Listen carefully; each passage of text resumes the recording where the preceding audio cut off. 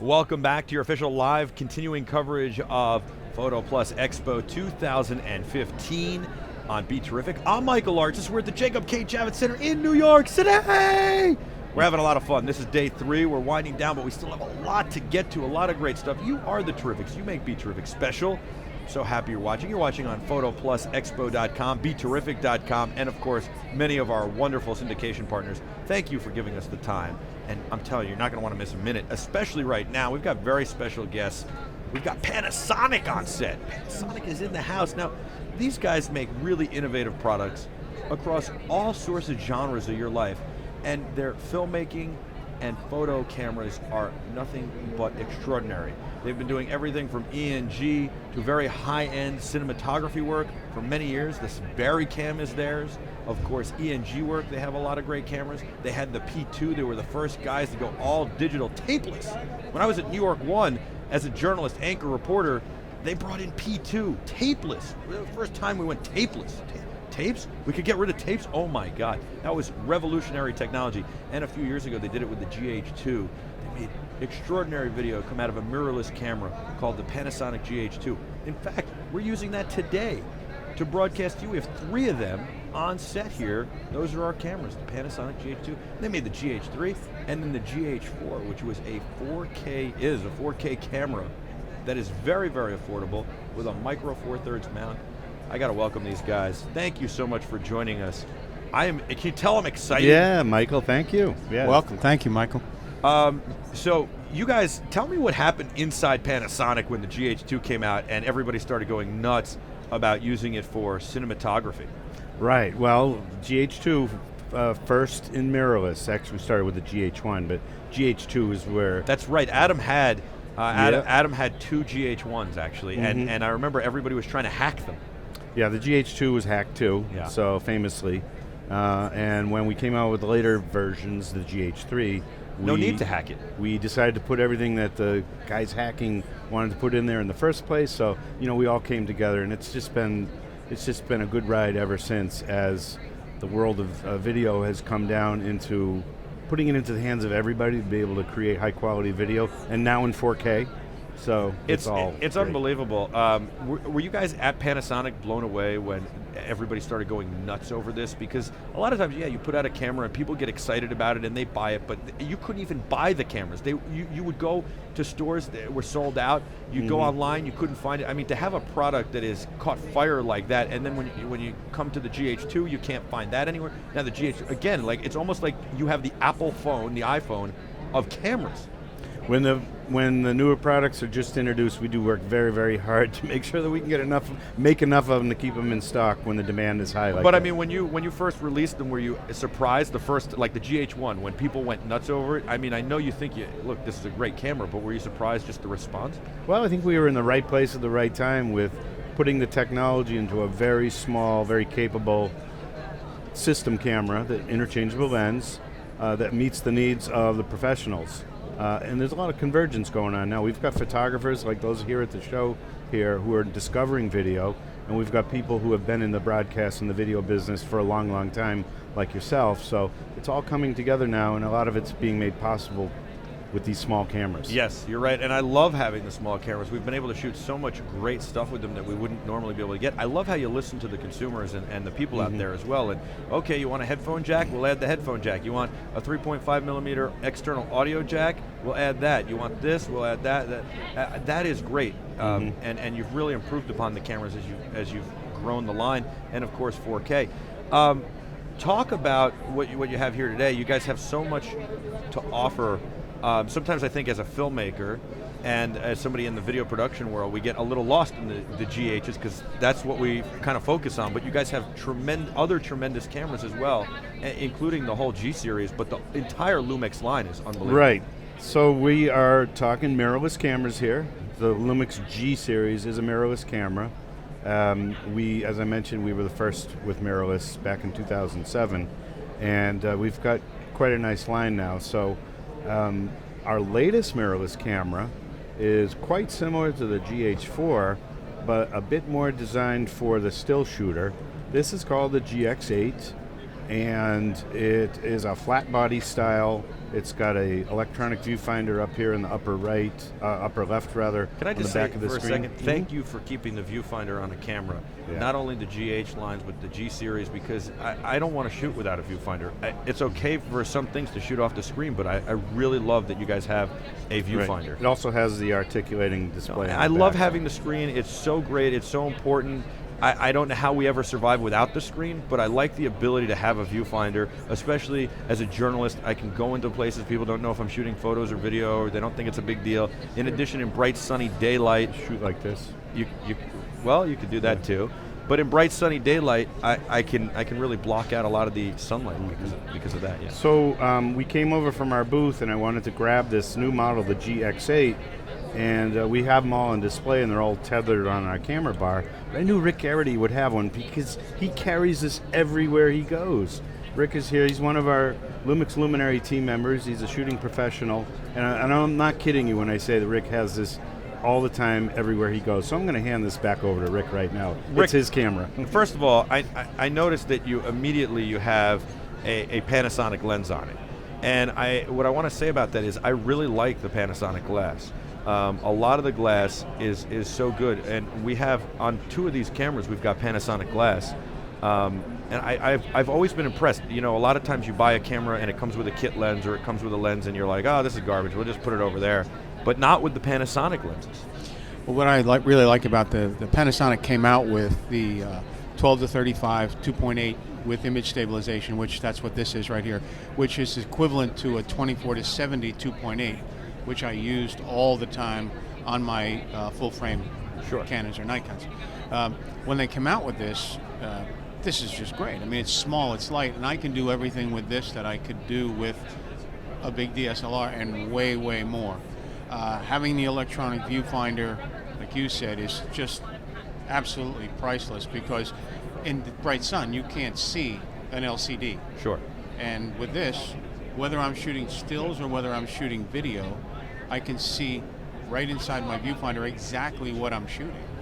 Well, what do you think of the pancake lens, the 20 millimeter pancake lens? I love that lens. The 20 millimeter pancake is awesome. I mean, I've used that in super low light. It's super small, and it's sharp as a tack. I know. When I first got that lens, I said, there's no way this can be good. I really did. I was like, look at this thing. It's a tiny little lens. It's right on flush on the camera. There's no possible way. Every other piece of glass I've ever used that had that low aperture was huge, and this thing is a pancake.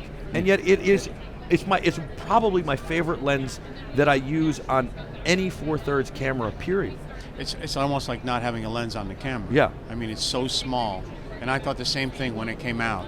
I thought this, it's just a cheap lens I'm going to be able to throw on the camera and make it look small. And when I used it for the first time wide open, I was shocked. It's unbelievable. And now everyone says the same thing. It's one of the sharpest lenses we make. Talk about your experience shooting mirrorless, especially with photos, because a lot of people knock it. I think they knock it because they don't know or they haven't tried it. But you need a mirror. You have to, I have to laugh about that, because if you saw the pictures at our booth, some of the things that I do some a little off the beaten path work. Such I do biker photography and over the road truckers and all kinds of different stuff. And I like to carry smaller, lighter gear. And I also like to be able to go from stills to video seamlessly, which with the mirrorless camera, what I see in still and what I see in video are exactly the same thing. It's just a matter of pushing one button or the other. Right. You push the video button and you're doing video, and the next thing you push the still button. You don't have to flip mirrors up and move stuff around and use bad focusing and anything else. The focusing is always crisp and clear on here, because it's the same in both viewfinders. It's live all the time. What about using the smaller sensor, the micro 4/3 sensor? There are a lot of people who say, hey, you really need a bigger sensor. But I mean, even with the GH4, when we first went out with it, I did a product review before it launched, before it even came out, and I had a pre-production model, and we were blown away. I went into Times Square, and we were blown away with the low light capability and the footage that we could shoot on this thing. We played it back in 4K on a 4K monitor. And we're like, what? Really? And then that was not even, we then plugged it, I was the first guy to actually plug it into an Aja recorder and go out with what I call, you guys call it the Yacht, I call it the Yacht. Yeah. It's the piece that clips onto it and gives you SDI uncompressed out. And so then you can record it on an external recorder and have uncompressed. And the footage was unbelievable. So I was sitting there and saying, anybody who tells me that a Micro Four Thirds sensor can't stand up to a full frame is bananas. It's a big myth. I mean, everyone out there, I mean, everything has its place. Micro Four Thirds for me, I've made prints big, 35-inch square at a JPEGs. If you look at our booth, we have the header on our booth is 6 feet by 20, one particular print, and then I think one of the other ones is 6 by 10, and these are all from the GH series cameras. I think that, you know, what people don't take into account, I'm not a stats guy. I've never been. When I was a kid growing up, I had a friend who was in the baseball encyclopedia every night. I'm not a stats guy. I don't care what this guy hit. I just want to know when he gets up to the plate with 2 outs in the bottom of the 9th and 2 strikes, is he going to hit a bloop single and be Gary Carter to start the rally, or is he going to never take the bat off his shoulder like Carlos Beltran? And so I'm just, how does it perform?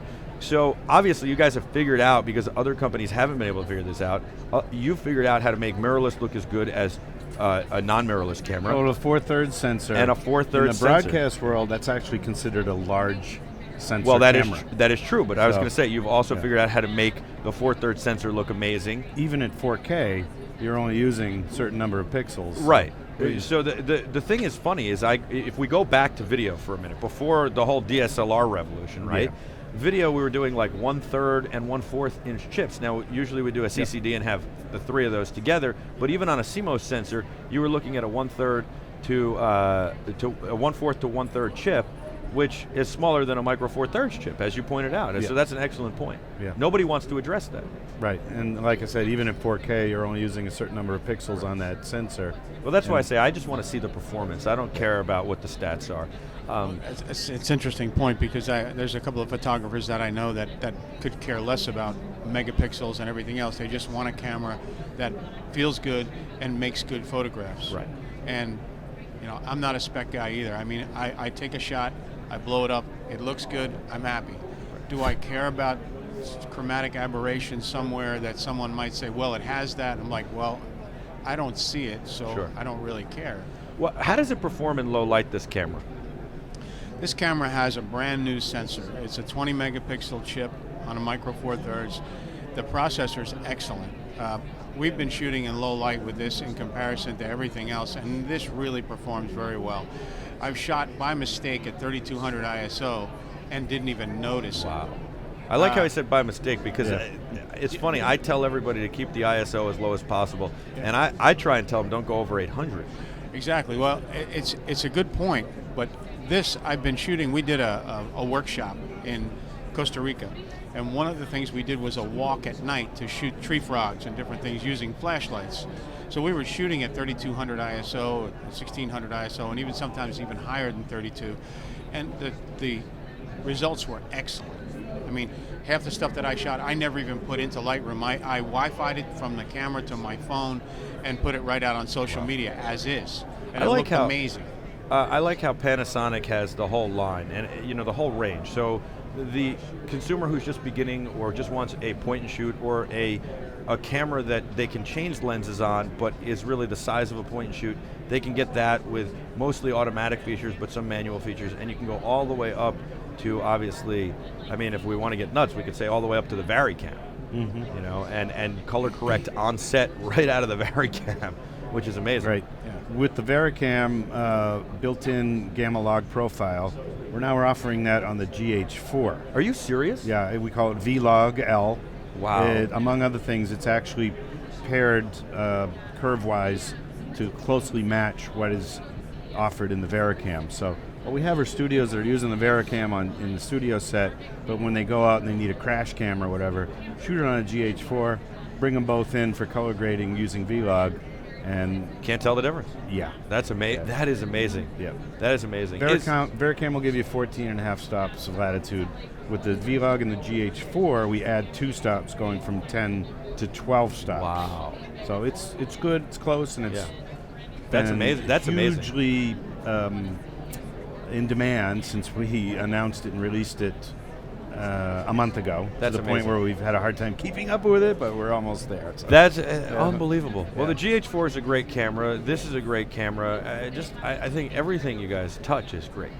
It really is. So congratulations on this. Thanks for coming by at PhotoPlus and for talking to us for a few minutes. I'm going to ask you before I let you go. Sure. 2 questions real quick. How did you get involved in photography? How did you get interested in it when you were a kid? How did I get involved in photography? Well, how did you get interested in it? Well, at a very young age, which was, I shot 8x10 film cameras, Wow. 4x5 large format, commercial work, and some wildlife stuff. I started out just liking to make photographs, and I started out with a little Instamatic camera, and started from there and realized that trying to photograph wildlife with something with a short lens didn't work very well. So I got involved in long lenses at that point. Sure. And since then it's been Panasonic stuff to me. I've used them all. Sure. But I really like the mirrorless, the smaller size, because I can carry more. I do ride a motorcycle, so I can stack a lot of these things in my saddlebags. It works pretty well. I agree. I'm all about size and efficiency. I mean, go back to these GH2s for a second that we have on set. We can fit all 3 of them with their lenses in a in one think tank photo bag. In one think tank photo bag. Exactly. As opposed to having multiple one bag for each camera. You're pretty much right. Yeah, I mean, when you're traveling, when we fly this to Vegas for CES, I mean, or I just came back from the FAA show, it makes a big difference. And now with the LED lights and the small cameras, you can fit so much in a small package, and you have a studio in a can, basically. Basically, Yeah. that's what we've got. This is our mobile studio. Yeah, That's you awesome. open it up and you set it Thank up, you. and it's great. Yeah. What advice would you give to young photographers? Don't do it. No. Young photographers. I mean, you got to shoot from the heart, basically. I mean, if you feel it, you go out and you shoot it, and you just keep putting yourself out there as much as you can. Try to make as many connections as you can, and just be different. I love You've it. got to be unique. Good advice. Good advice. Thank you guys so much. I really you. appreciate you My coming pleasure. on. I look forward to having you guys on again soon. We're practically neighbors, so you got to come in studio to show off some new products as well. This is your live continuing official coverage of PhotoPlus Expo 2015. You're the Terrifics. You make BeTerrific special. You're watching BeTerrific.com. I'm Michael Arts. Stay with us.